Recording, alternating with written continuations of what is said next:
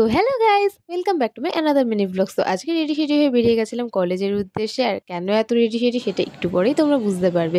তো স্টেশনে গিয়ে ফার্স্ট ট্রেন মিস করি, তাই সেকেন্ড ট্রেনে চলে যাই শিয়ালদা স্টেশনে। আর শিয়ালদা স্টেশনে তো ভিড় থাকা খুব স্বাভাবিক, তাই ভিড় ঠেলে পৌঁছে যাই সুরেন্দ্রনাথ কলেজে।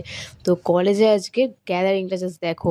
আর এক্সাইটিং বলো বা এত সুন্দর সেজে আসা একটাই কারণ, যেহেতু আজকে ফ্রেশার্স ছিল। তো কলেজের ভিতরে ঢুকে দেখছিলাম যে ওরা খুব সুন্দরভাবে কলেজটাকে ডেকোরেট করেছে। অ্যান্ড আজকে ছিল কনসার্ট। তো কনসার্টের ফার্স্ট গান ছিল আজকে এটাই। আর দাদার ভয়েসটা তো জাস্ট ওয়াও ছিল গাইস। এই গানটাতেও আমরা সবাই খুব এনজয় করেছি।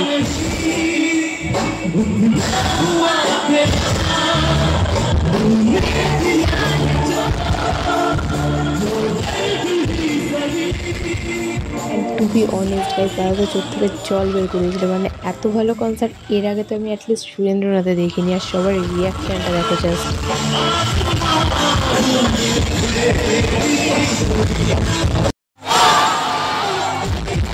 এত কষ্টের পরে সবার ভিতরে আশিকি বের করার পরে শুরু হয়েছিল নাচ গাইস। আর নাচ তো মারাত্মক হয়েছিল, জাস্ট মাইন্ড ব্লোয়িং, কিছু বলার নেই।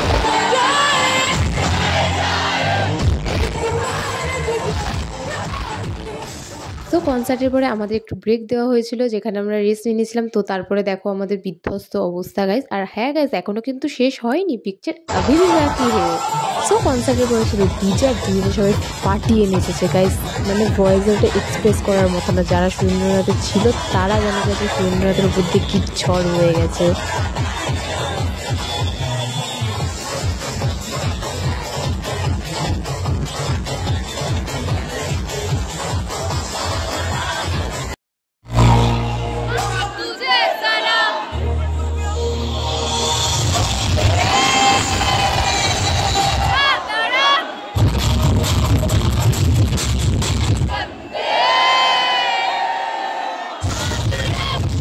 সো আজকে ফ্রেশার্সের লাস্ট গান এটা ছিল, যেটা ডিজেতে বাজানো হয়েছিল। আর এটাই সুরেন্দ্রনাথ গাইস।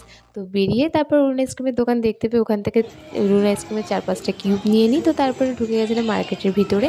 যেহেতু বেরোতে বেরোতে আমাদের অনেকটা সন্ধ্যা হয়ে গেছিলো, তো স্টেশনে পৌঁছে দেখি স্টেশনে লাইট জ্বালিয়ে দিয়েছে। আর স্টেশনের ওভারঅল লুকটা জাস্ট ওয়াও লাগছিল। তো যাই হোক, স্টেশনে পৌঁছে আমরা ট্রেনও পেয়ে যাই। অ্যান্ড ট্রেনে উঠে ধাক্কা ধুক্কাকে পৌঁছে যাই বাড়ি। So till then by.